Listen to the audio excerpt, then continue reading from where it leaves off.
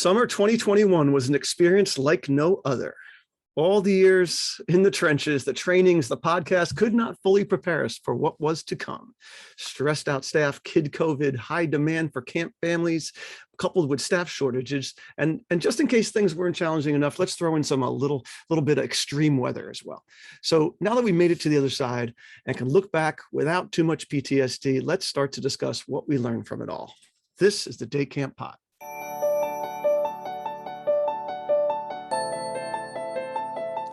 Welcome back, my friends, to the Day Camp Podcast. I'm Andy Pritikin, Director of Liberty Lake in the Philly burbs of New Jersey. I'm Sam Thompson from Crystal Lake Park District, Crystal Lake, Illinois. I'm Tiffany Gratton-McDuffie, owner of Purposeful Play in Milwaukee, Wisconsin. And we are back for season number 3. Is it, Sam? Who knows? It could be 4. I don't know. I think it's 4. Honestly, yeah. Like after last summer, there's like BC and AD in my brain, you know? Oh my gosh. I want to show you, I'm wearing a New York Mets shirt today because I know you girls are from Chicago, right? So imagine if you were a White Sox fan and the White Sox beat the Cubs, right? You'd get all psyched, right? So the Mets have beat the Yankees 2 out of 3 in these last 3 games. So in a season that is not so great, this is like the highlight of my baseball season right now, is that I can gloat a little bit to all the Yankee fans that are listening, right? My husband's one of those Yankee fans. Yeah, the world loves those Yankee fans. They're just so nice, aren't they? About it. Oh, gosh. Go Mets. I'm here for the underdog. Yeah. We're totally the White Sox of the area. There's no doubt about that. So the number one question we keep on getting, how was your summer? So Tiff, you had a unique summer. We'll start with you because it was not a typical summer. Not a typical summer for me. I really stepped more into a consulting role, really for more personal reasons than anything. But I tried to not host camp at all. And the community was just like, we want camp. And so I didn't want to abandon ship. And so I had camp running. I was not there. I was very hands off, just doing the administrative stuff and a bunch of consulting with other camps, which was kind of cool though, because you get to see different issues. And really, I found myself coaching morale. I always tease, like when people say, oh, you run a sports camp, but what sport do you coach? And I kind of mess with track a little bit, but more than anything, I coach morale to the kids, just doing what you got to do so you can do what you want to do. And really, that was more of a need for the adults this year than the kids. So it was a unique opportunity for me to really just like pour in emotional intelligence, all the stuff that we teach the kids to a few different camps this summer. So I had it easy. That's great. But you got to see a unique perspective, which is excellent. And I think that those life coach people are going to have a little renaissance in their business after this last year and a half. So, we all need a little bit of that. So, Sam, tell us about your summer a little bit. All right. I had probably the most kids I've had in 15 years and a lot of children that needed extra support that the families were not forthcoming ahead of time. They were surprised. Hey, we need a one-on-one. And then staffing, it was the first year in 30 years that I've had people ghosting me or haven't had a backup of like 20 people waiting to be hired. So I had a reality check, like most camps this year of not enough staff. I had to shut down and have wait lists, and I've never had to do that before. So that was painful. The regulars all thought they could register the week before and jump right in, and they couldn't. And so it was. Are you saying that they weren't reading your emails? Is that what you're implying, Sam? Exactly. Or they thought, well, they know me. They'll just let me in. Of course. So, yeah. Yeah. Well, yeah, that 2 years in a row now with 2020 was similar in that way too. So I had a similar experience to you, Sam, in that we had more campers than we've ever had here. So more campers that I've ever been at a camp having, and we're an entirely outdoor facility, which puts us at the mercy of the weather, of course. And within the first few days, we were starting to get these 100-degree days, and boy, oh boy, that was tough. but the number one, thing about the summer, the takeaway that is going to be a constant throughout our fourth season here is that is staff stuff. There's no doubt about it. And like Tiff was saying about coaching the kids, I mean, we're all coaching the kids, even when it's our staff, we're coaching the kids is what it comes down to. And, when I was we had our first orientation with everybody. So there's 250 people at the amphitheater. And I'm up there talking about how the kids are going to be so tough and they're going to be like a box of chocolates. We're not going to really know what's going on underneath those behaviors that we're seeing. And then I sort of looked out and, 2/3 of my staff are high school or college kids. And I said, raise your hand if you've spent the good part of the last year and a half sitting in your bedroom staring at your laptop. And 95% of those hands went up. And I said to myself, oh crap, this is going to be something. Like, it's something I sort of anticipated it to some extent, but I really didn't follow through in my brain of what the implications of that would be. And they got to the end of their rope, way quick. So we're going to talk about that kind of thing for sure. But in addition to that, we got ACA visited this summer, which was just another thing to throw in there. We had a flood so you see that lake that's behind me. If you're watching this on YouTube, that lake, basically the entire lower part of my camp turned into that lake. In the middle of a day with, 1,000 people plus people, at the camp, and, bathrooms backing up and fun stuff like that. We had children wandering away from camp, stressed out, people.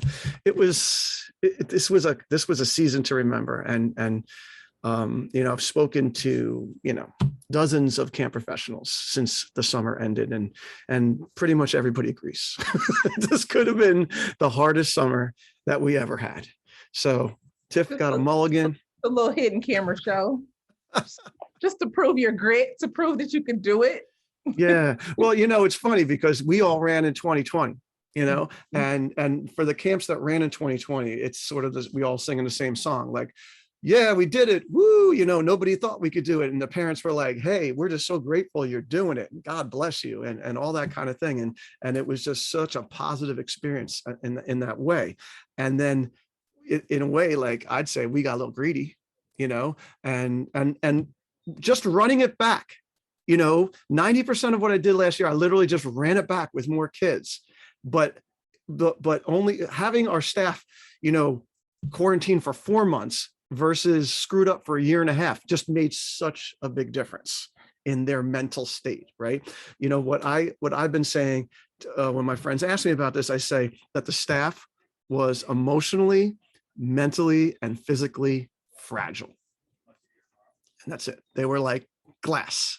And my friend Dane and Jamie up at Everwood Day Camp in Massachusetts, they said they felt like they were walking around and you never knew when you were going to step on a landmine. Like, you just never knew what was going to set somebody off and was going to set a situation, into motion. We all get to those points in our life where we feel like, you know what, I've had it. Like, I'm at the end of my rope, I had it, right? And to have so many people feeling that way that you're in charge of, it was just so emotionally exhausting every day. Did you see a recurring theme? Like, why had they had it? Was it just like they weren't accustomed to dealing with the stress anymore? They had been by themselves and not having to deal with other personalities? Yep. Yeah, it's all that obvious stuff, Tiff.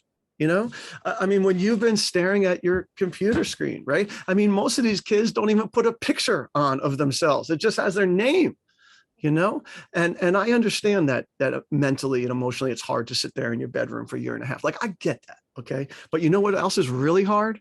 Being outside in 100-degree weather, taking care of little Johnny, who's on the autistic spectrum. That is really hard. And his 16 friends in his group. And I think that what they thought that would just, they would just snap into it and it would come back. But I think that they've been beaten down, sort of, and I think that patience and dealing with frustrations and all that kind of thing, it's like a muscle. And if you don't use it for a long time, it sort of gets weakened. No, I think that totally makes sense. Was your experience similar, Sam? Yes, definitely. I think, they were so excited to interact that then the gossip thing had to be squelched, Oh and gosh. they weren't thinking about confidentiality anymore and that kind of stuff. And the kids really had a hard time picking activities. So if they had choices during the day, which used to be no problem, they knew what they wanted to do. They really were just lost, and they would want an adult to tell them what to do, because for the last year and a half, I guess they've been told what to do the whole time. So that got better as the summer went on. But in the beginning, they were just like, I don't know what to do now. Yeah. Yeah. I mean, I had so many staff that were in therapy. I had so many staff that I was literally, I mean, I could think of 6 just out of the top of my head that I was literally like holding their shoulders as they were having anxiety attacks and crying and losing it right in front of me. I mean, this one young lady I had here as a camper who's now a college student, her senior high school was 2020, right? So her whole senior year got messed up, right? The tail end of her senior. And then she went off to college her freshman year. And many colleges in the Northeast were like this. They told the kids they could come to college, but then they had to stay alone in their dorm and take their classes remotely. So basically be in solitary confinement for their classes. So, that does not breed the kind of skills that we're looking for them to, so they were like escaped, from prison. Yeah. And I think the non-activity, my daughter broke her ankle this summer at camp just because she rolled it, because she's been sitting at home on her bed with her computer for whatever. So I think they were fragile, maybe even physically, because their activity level was so different for the last year. Now, I can speak to that, just even visiting camps where there are kids, my own camp, but then also camps where I've gone in previous years to partner with, or if we do like some kickball games against those camps, the kids had gained so much weight. You talk about COVID-15, I think they call it, like the weight gain was just ridiculous. And I'm thinking, we're a sports camp, so we pride ourselves on keeping kids physically active and keeping your head and your body in the game, getting off of tablets and technology. And when your whole life has been remanded to a computer and a tablet, and that's all you have or know, combined with fear, and you're just eating because there's nothing else to do. It's amazing. It also just, for me, spoke to how much we really need to be diving more into like nutrition education, not just at our camps, but even maybe like for like sending stuff home to the parents. Because I know in the schools, they don't really talk about nutrition education. I had a kid once tell me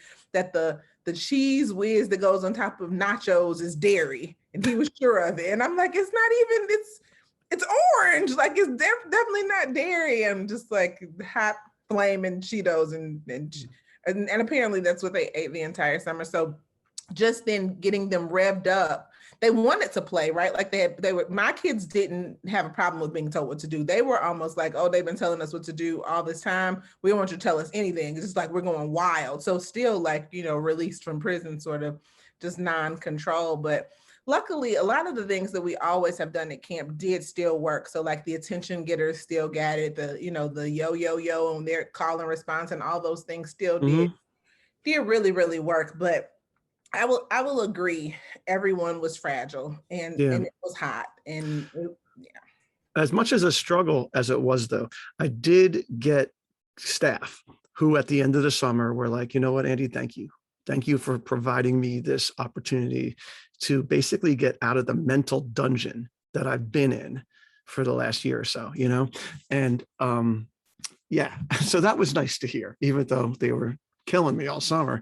But I do think that the kids generally had a great time and super enjoyed themselves and were super grateful. And I think the parents were still super grateful.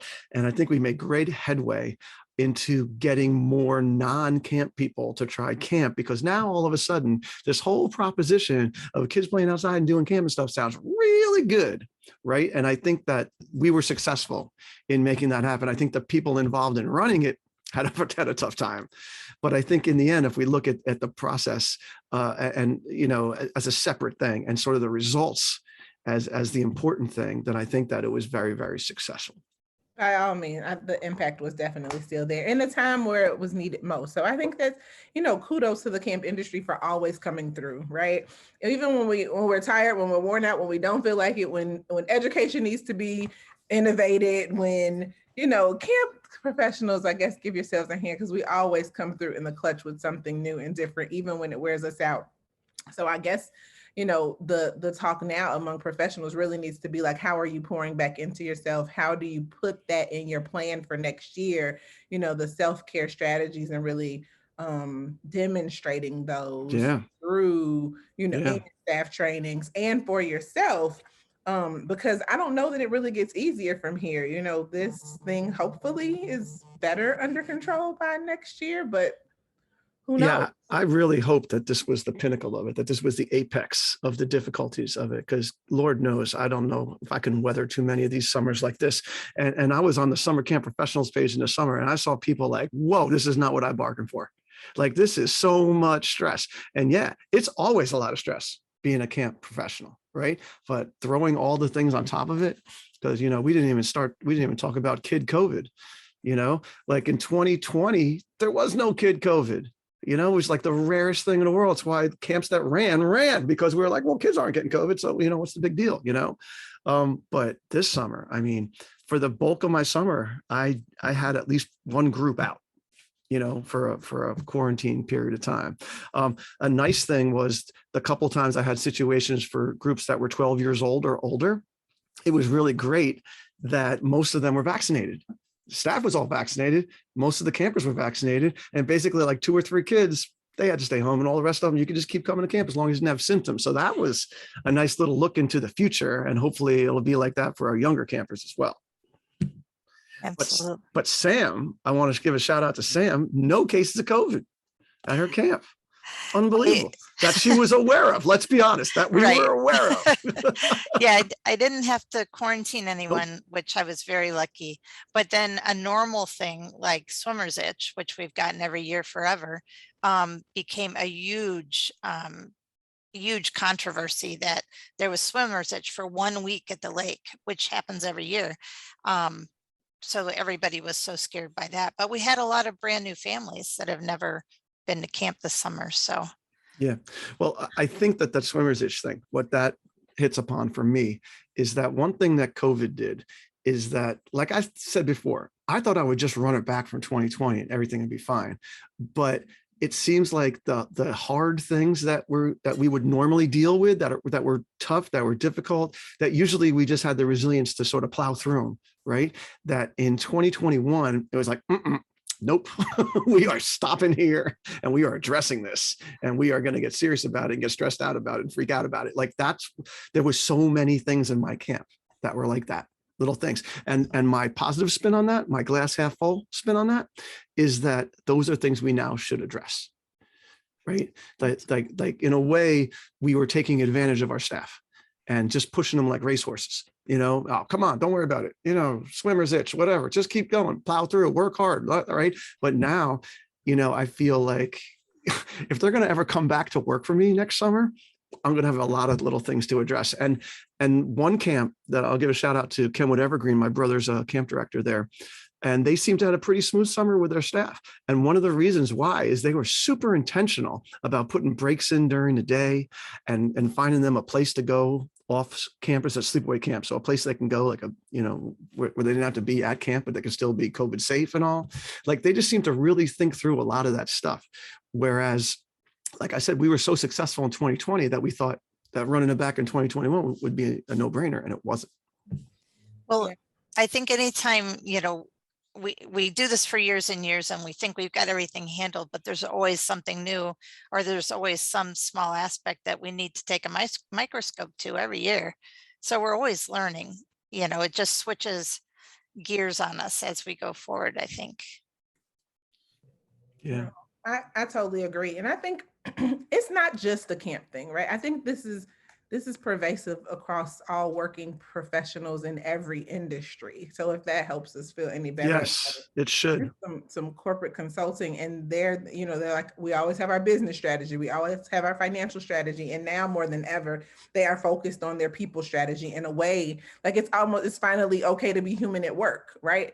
And so in some ways they were just people were peopling, and maybe things that they always felt, Andy, they just were just like, I don't have to hold it in, because instead of it just being, I think at the end of last year, like the end of the fiscal year, the year, really year end, December 31st, I felt that way, like little things. And I think I'm like super resilient. I believe my emotional intelligence is through the roof.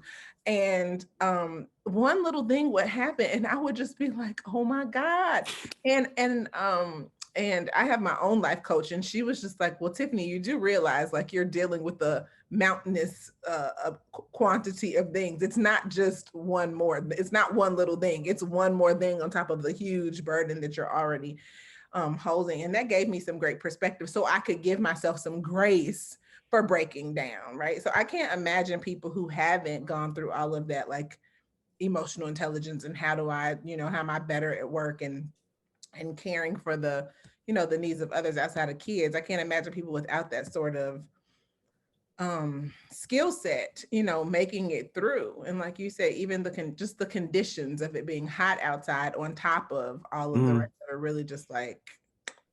Yeah, but yeah, what you said is so true, Tiff, that this is going on across the country in every single workplace, right? The big thing, the reason why it sticks out like a sore thumb in the camp industry is because we have these gigantic seasonal workforces that come in, right? That are generally low paid and work extremely hard, right? I tell these people sometimes this is going to be the hardest job you ever did for the least amount of money, right?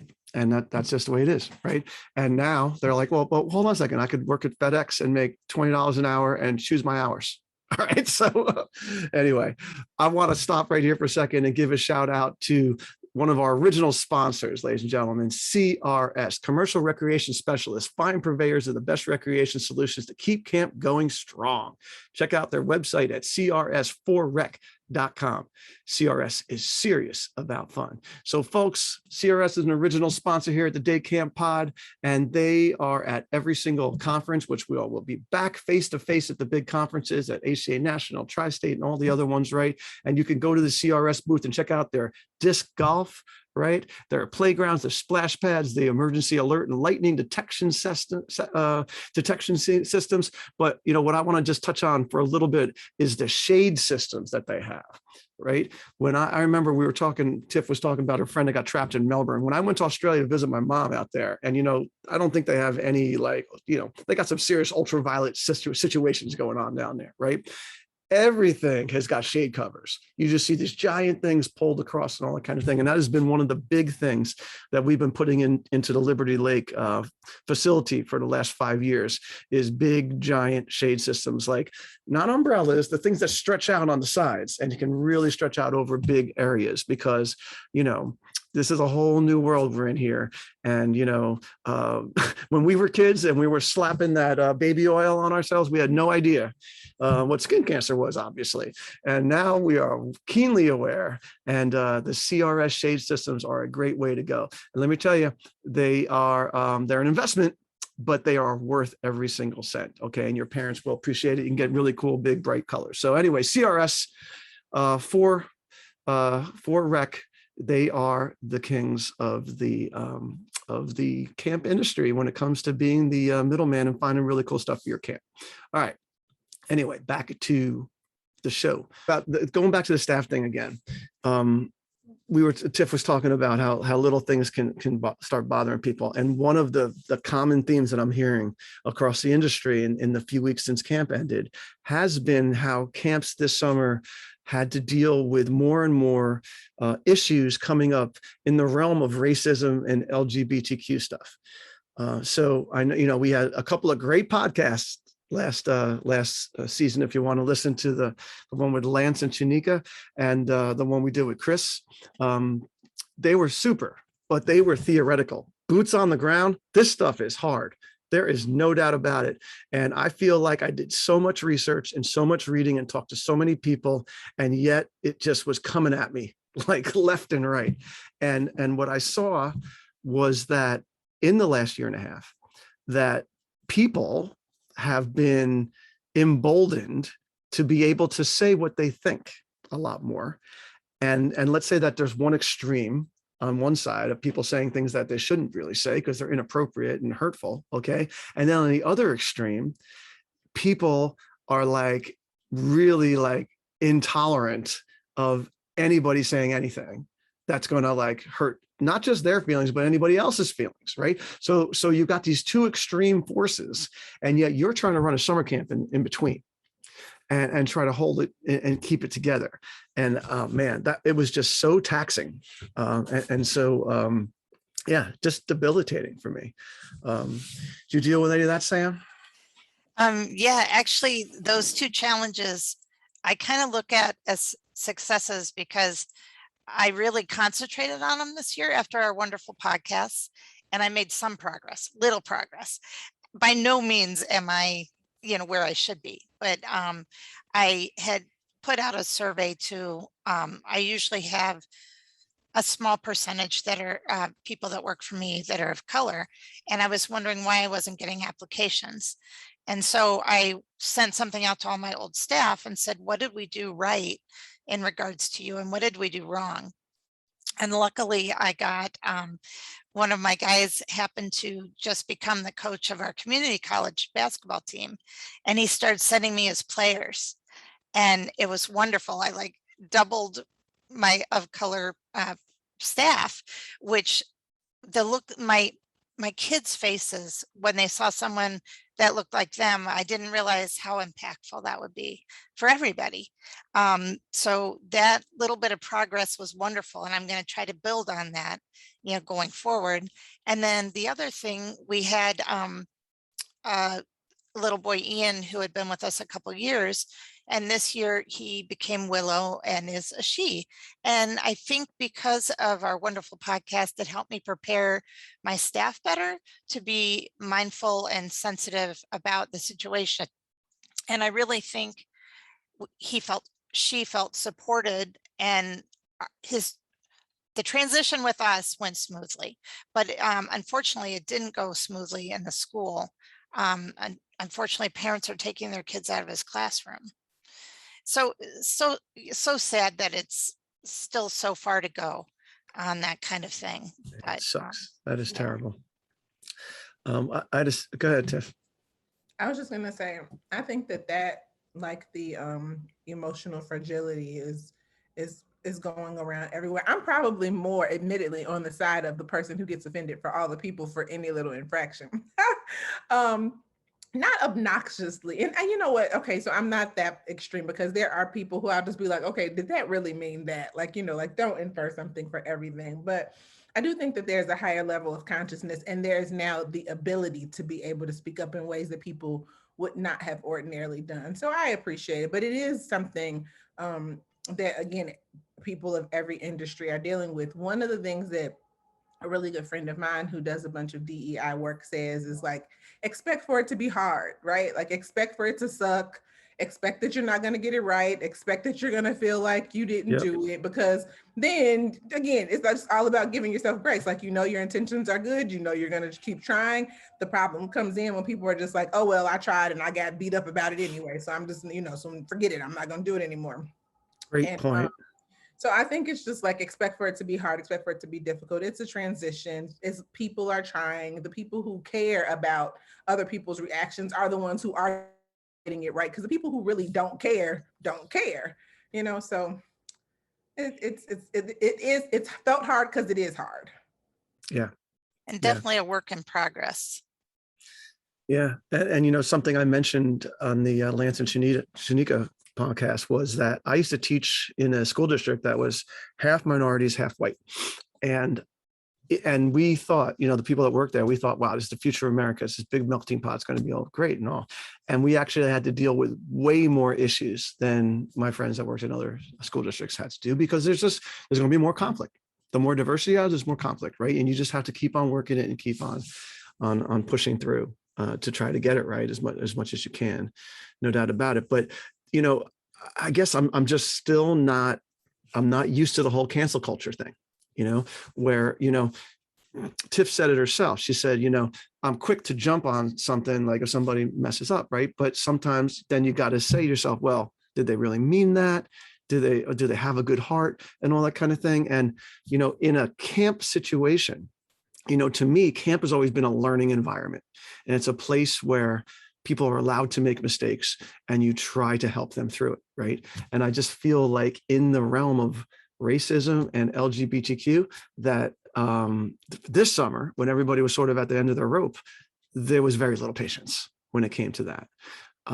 In a summer where, Lord knows, people needed patience to deal with situations because everybody was losing their marbles.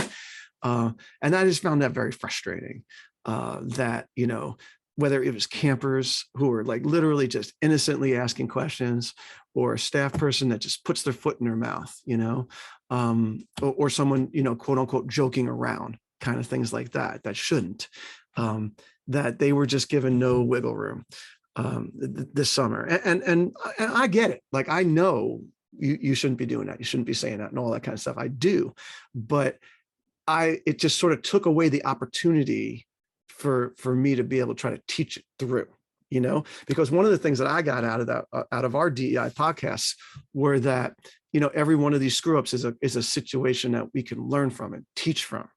And this year, where like, everybody from 1 to 10 was at 9.5, like as soon as they came in the morning, like it was that 0.5 was not giving it to me. Take your power back, Andy. It's still a learning opportunity. Cut it out. There shouldn't be much tolerance. Like, yeah, I think people really feel like time's up. So I think though that we can't, I think that's what when they talk about like white fragility, I can't even say the word. It's the feeling that like, oh my God, I didn't get a break. It's just like, okay, oh well, I didn't get a break. We don't get breaks about all sorts of things. And what's so crazy about this nation in general is that when it comes to race or LGBTQ, they're just treated as like such different topics. Because truthfully, if you can have a homogeneous group of all white people and they could be different ages, and some could be from the country and some could be from the city, and you're going to have the same problems.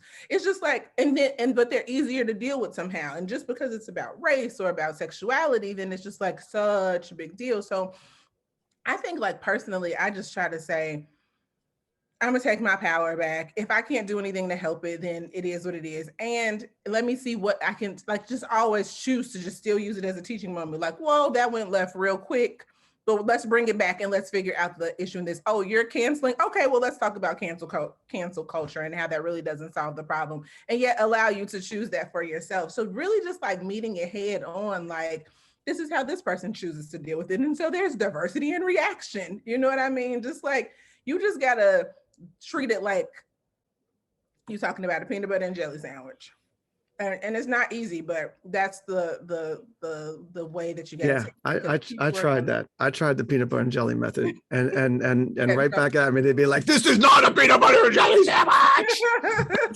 and it's just like, okay. But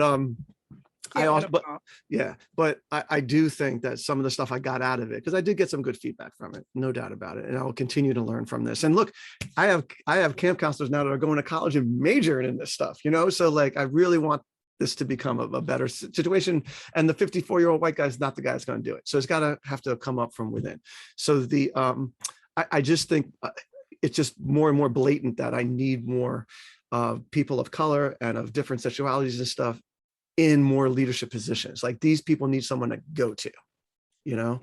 And I think that even if and I hate to be the guy that like brings someone in specifically for that kind of thing, but like, when I have a staff of 250, I might have to just have that, because my social worker, Kathy, man, she had the summer of all summers. Like, I can't believe she's even walking right now. Like, she was just, her caseload was insane. And she was dealing with a lot of this stuff, and it was all emotional stuff, I had a fun challenge this summer. Illinois legalized marijuana. And so it's legal, right? So I can do a one-hitter in the bathroom at camp while I'm working. It's like, oh, that Can was you a though? fun Because one. you're not allowed to crack a beer open there. So it's the same sort of idea. Right, So you're absolutely. not And allowed to. when we confronted him, we said, we'll go for testing. And he goes, I'm not going to pass. I'm just out. I'm like, all right, get a ride home. See you later. But day camps, I think, run into it as much as resident camps do. They just think they can do it on their lunch break. Yeah. Well, no, I mean, look, our people could be stoned from the moment they walk out of our camp until they come back the next day. I mean, theoretically, it's a day camp, Right. and, New Jersey's legalizing it too. So, we're all dealing with it, talk to our friend. We'll have one of our friends from Colorado camp on this summer. We'll talk about, we'll make that an episode. All right. That's funny. But one of the episodes I do want to have this summer, because this season, which I tried to get last year, but it couldn't happen, is I do have a camp director friend that runs a camp in Arizona in the extreme heat. And I do want to talk about that because this weather situation that we are dealing with is just getting crazier and crazier. In 2020, we had tropical storms up the East Coast. And this year it was extreme heat. I mean, we were talking before we got on about going to Portland. Okay, Portland is really north. Portland was 114 degrees this summer. Oh my Okay, gosh. like it was crazy what we're dealing with the weather. And, I run an outdoor camp. I got to deal with this, and learning how to deal with extreme heat. It's literally, I feel like I'm in the military in the middle of Afghanistan in the middle of summer and trying to figure out how to keep my soldiers alive. At the end of the summer, we had a storm that knocked out electricity at my camp buildings for a couple days. All right. And we start at 6 a.m. and go to 6:15 at night. And so we ended up having to, last minute get hold of parents, move to another facility, figure out all the logistics of that because it was going to be too long at 100 degrees to not have electricity. Goodness gracious. Yeah. Generators are a good thing to get. Put that in the park district budget for next year. Yeah. What do you all do, Andy, when it's so, do you just go in the lake? Is it just water day? Like, what do you do? Yeah, we do a lot of water, but the problem is because we're running COVID camp and we were so strict about keeping the groups together, that just made it that much tougher because I couldn't say, oh, okay, all the third graders just go into the lake, right? I couldn't do that because we're trying to keep everybody in these little pods. So it just made it tough. So yeah, but yeah, what I tell the parents, I say, if you're going to send your kid to my camp when it's 100 degrees, just assume they're going to come home at the end of the day like a prune because they're just going to keep them wet all day. It's the only way to make it work. And we do have that ability, but COVID camp's a monkey wrench, folks. It is. All right. So before we wind up, I just have to introduce our new sponsor, okay, which is called Camptivities. Our friend Ryan Rosen that we've had on here, who's a day camp guy himself. He and his friends have developed a software for programming camp, which we've talked about before. And it is super cool to the point that I'm actually planning on jumping into it this off season for Liberty Lake Day Camp. So, just, in a situation like we're in right now, where we don't know even what our program is going to look like next year, because we don't know what COVID is going to look like, right? Our kids are going to get vaccines and everything's going to be back to normal. Well, it would be nice to think that, but who knows what the reality is. And when you have a software program that can help run your program and give you alternatives and flip it into, like Tiff was just talking about what happens when it's really hot. You could create a hot day schedule and just like, bam, it's right there, all printed out. This is what it is, right? A rainy day schedule similarly, right? So check it out, guys. Camptivities. It is a super cool program and run by day camp people. All right. So yeah, that's the story on that. So we're going to wind it up, folks, because we're going under 45. That is our New Year's resolution for the new calendar year. And Sam, I saw that you put a program tip in there. Was that a new one, that reverse tie-dye? It is a new one, but it can wait. No, I want to talk about, I want to do one. Okay. You're the program tip person anyway. Tiff and I are just hangers on when it comes to this stuff. So my camp directors, and I'm not sure, two of them, I'm not sure which one started it, but they decided to make gifts for their staff and they took tie-dye shirts and did the bleach tie-dye where you still do the rubber bands and then you dip it in bleach instead. And you actually either need to wash it fairly quickly or put it in hydrogen peroxide early through the shirt. So then they let that dry. And then the next day or 2 days later, they tie-dyed it with color. And so it came out really cool. They started with a color shirt. Most of them started with black, did the bleach out, and then did the color. And the color only came in the bleached out parts. And it looked, I'll have to get pictures for the Oh show no, notes, 'cause it looked really I'm going cool. to share a screen for those people who are on YouTube right now. I'll show you one because that's a big thing at my camp. So this is our yacht or not shirt, right? Nice. So that started out as a brown shirt, okay, and then we reversed it. So yeah, it looks great on black, no doubt Yep. about it. That's the best. Yeah, they're super cool. We're a big tie-dye camp at Liberty Lake. It's tie-dye Thursday every Thursday, and Pillowcases, socks, whatever you want to bring after a while. yeah.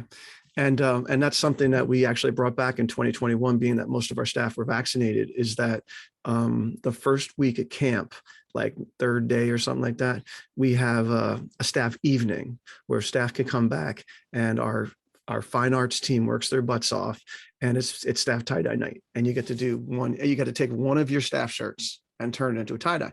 So for those staff who have like a dark blue shirt or something like that, for them to do the reverse thing on that is great. Really works cool. well. Yeah. And if you double dip it then in some other color, the colors really pop. Mhm. So Yeah. very cool. Any tie-dye thoughts, Tiff? My kids were tie-dyeing everything, my personal kids. So it resonates when she's like socks, anything they get their hands on. So I dare not tell them about this reverse tie-dye thing, to be honest. Oh, I'll send you some pictures. It's awesome looking. No, it's super fun though. Yeah. And so no tie-dye tips. I guess my only tip would just be like, we can plan business strategy, camp strategy, programming strategy all day, but we got to have a people strategy. Optimize your talent, keep them well, and so true.